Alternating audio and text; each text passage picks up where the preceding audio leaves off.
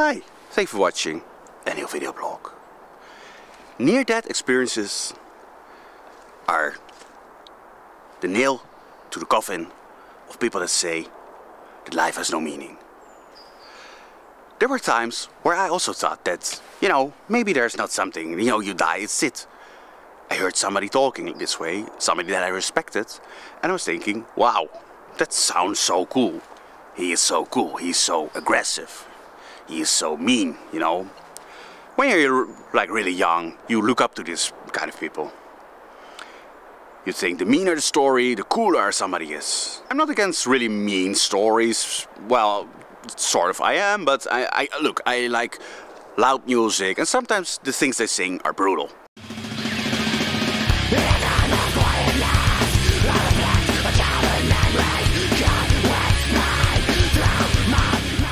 But it's not to take it serious.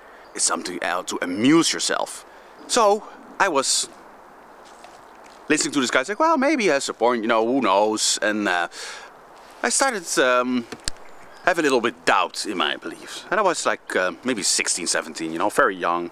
But then of course, over the years, it didn't make any sense to me. Why live this life when it's no meaning? It will be crazy. If you have a life here now, and it's like, oh yeah, but one day you die, you don't know what is happening to your family, you just disappear. It's like one of the worst things that you can tell somebody.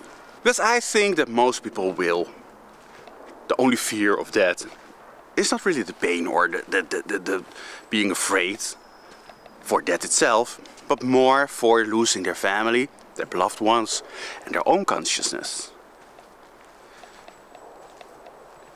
So basically, if you say to somebody, you will lose your consciousness, you will be gone, you frighten them in the most horrific way. And if you pretend that that's the truth, then, you're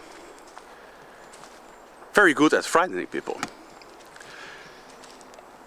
And they try to do this to people for now many years. First, they try to scare people like, okay, if you die, you definitely go to hell if you don't do this. They make some sort of man-made rules to follow, which were, of course, beneficial to, the ones in power. But later on, they just straight out frighten people for death. But one thing that you learn if you look to this testimonies of people that survived survived death, or had near-death experiences, better to say,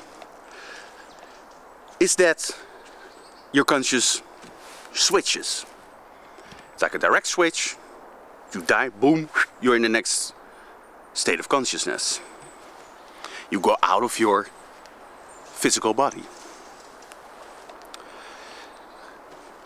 And that means that the question,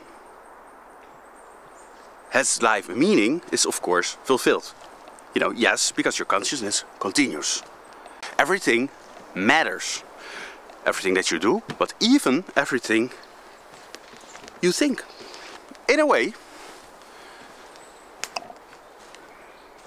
the consciousness that you have when you do something bad is real. Everything that you do matters. And for me, and I think it has always been like this is a proof. People that can shift out of their conscious, like druids or priests, or some other people that were specialized in doing this, have this gift, because it's not for everybody. They can show really that they know things that nobody else knows, and by doing so they deliver evidence. And not that you always need evidence for everything, but to all the primitive people, of course, it makes sense. If there's somebody that can give you messages, can show you things, can predict the future, of course, then this is evidence for people. They trust these people. They will trust a druid because he can predict the future. He knows what's going on. He can see what's evil is going on and the good things that is going on in the web of consciousness in the tribe. So it makes sense that these people hold a specific a special place, and that they give the evidence that yes, life is real, that is real, but you shift to another consciousness. It's not the end. When you find this out, it's really, you know, the nail in the coffin of the dead worshippers, the people that say once you're dead, it's gone. Your conscious goes to zero, it's gone. You don't know, you don't see anything, you don't know anything, you don't feel anything. It's exactly the opposite that these near-death experiences tell us. And these are like accidents. They're not people that were trained to do so, no. Accidentally, these people had these experiences and can tell us. And it makes absolutely sense.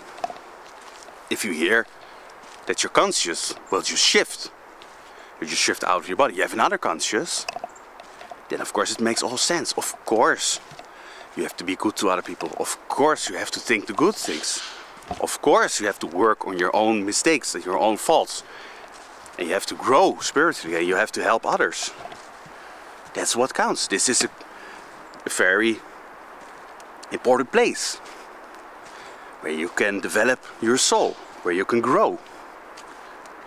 That's what these near-death experiences tell us. That's why I find them so fascinating. You cannot debunk it. It is real. If you need proof to believe anything, then here it is. These people can predict things, people see things, they meet people. They experience things that could not possibly be happening.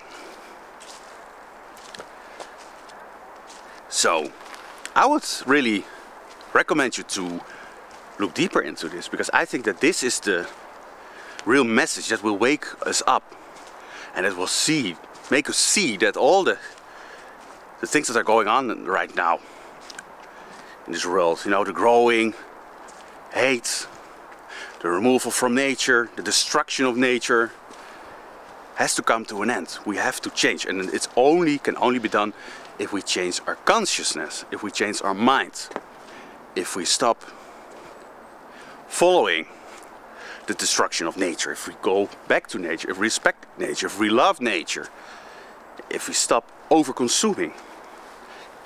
Better consume nothing at all, but okay, we have to take it slowly. Restore nature. Build families, loving families, where they're built on love, not on greed, not on what can I get out of this relationship, how can I show off to my friends with this person. No, big families built on love and taking care. And your life here will become way better than living like a civilized slave, running behind money and status, and concerned about these things and not thinking about the destruction that you cause to nature. That's the step that you can take, the first step. It's very easy, you don't have to do a lot. Stop polluting nature by over-consuming. Try to live in nature, close to nature.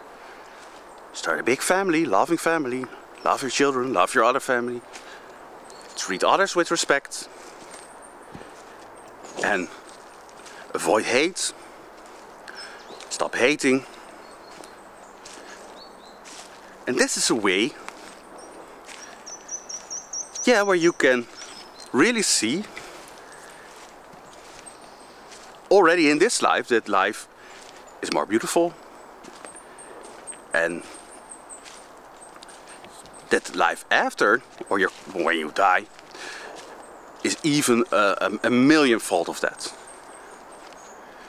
And you cannot imagine how beautiful this is, because what I hear from people giving his near-death experience testimonies, they just say that like they have never felt something like this before. You know, sometimes you have this moment in your life where you just feel like, oh man, this is just, I'm feeling the best I've ever felt.